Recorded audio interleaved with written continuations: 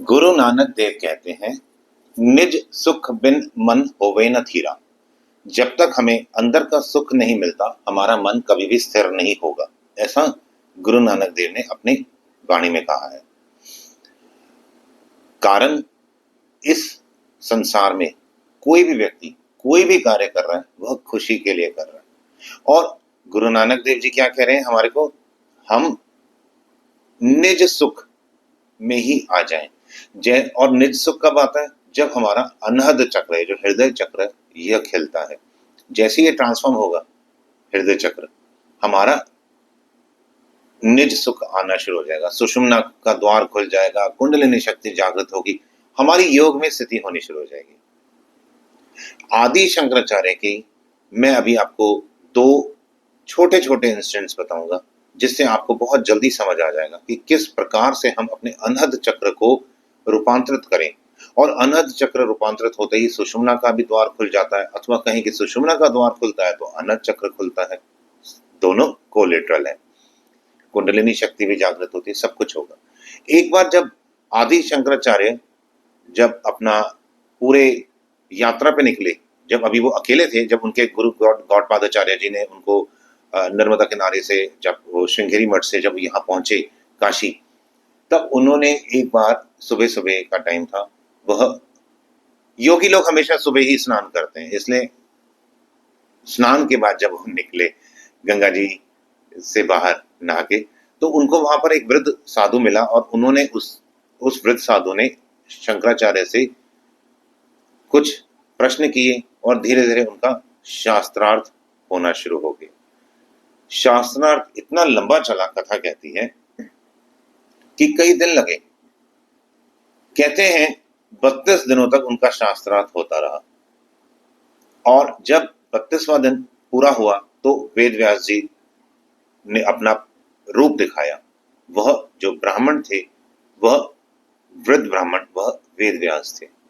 उन्होंने अपना रूप उनको सामने प्रकट किया, आदि शंकराचार्य के सामने, और उनको आशीर्वाद दिया।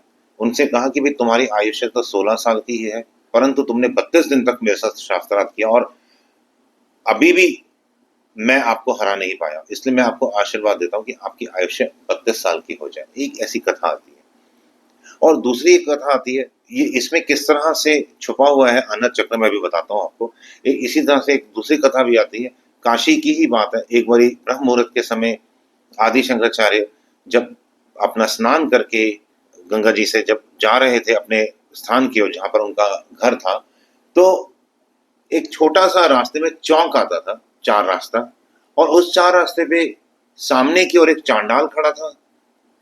राइट साइड पे, मतलब सामने चार रास्ते की जो एक रास्ते से तो शंकराचार्य खुद आ रहे थे, सामने वाले रास्ते पे एक चांडाल खड़ा था, राइट साइड वाले रास्ते पे चांडाल की पत्नी खड़ी थी, और लेफ्ट साइड वाले रास्ते पे चांडाल का कुत्ता बैठा हुआ था।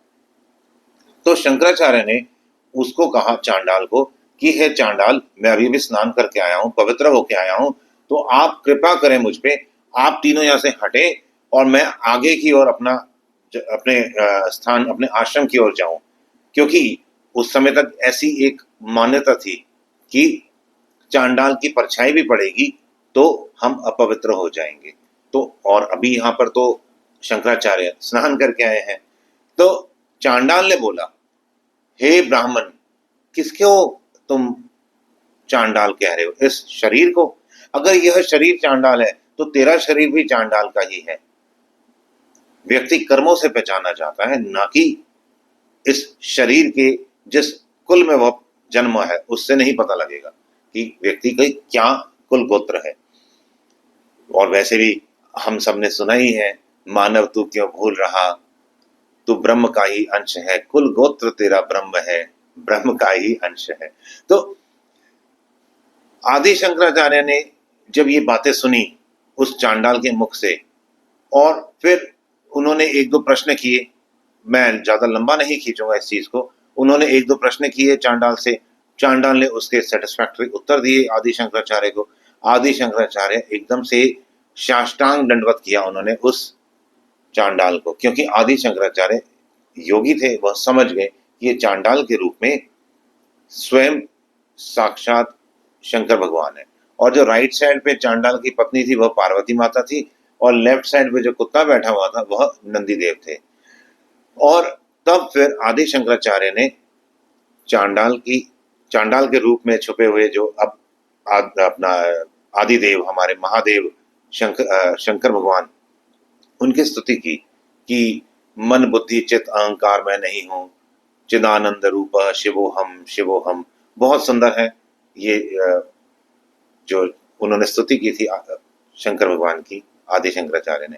इसको जरूर आप यूट्यूब पे सुनना, चिदानंद रूप शिवोहम शिवोहम, ये जैसे टाइप करेंगे ना तो आ जाएगा। मन बुद्धि चित्तानि अहंकारो ना हम, बहुत सुंदर है। तो उन्होंने फिर प्रसन्न होके शंकर भगवान ने अपना रूप प्रकट किया, आशीर्वाद दिया, और माता ने भी आशीर्वाद दिया, उन्होंने भी अपना रूप असली रूप में आ गए, वहां से कुत्ता भी नंदीदेव के रूप में आ गए। और ब्रह्म ज्ञान का जो चौथा सोपान है वह आदि शंकराचार्य को वहां पे शंकर भगवान से मिला, और शंकराचार्य पूर्ण ब्रह्मवेता संत हो गए। इस दोनों कथाओं में एक ही चीज छुपी हुई है, अहंकार रहित होना है हमारे को।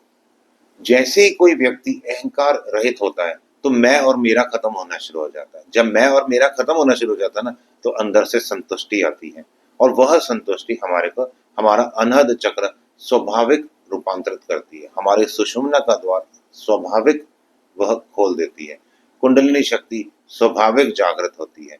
हमें ध्यान करने की आवश्यकता नहीं, ध्यान स्वाभाविक होना शुरू हो जाता है। जय श्री राम।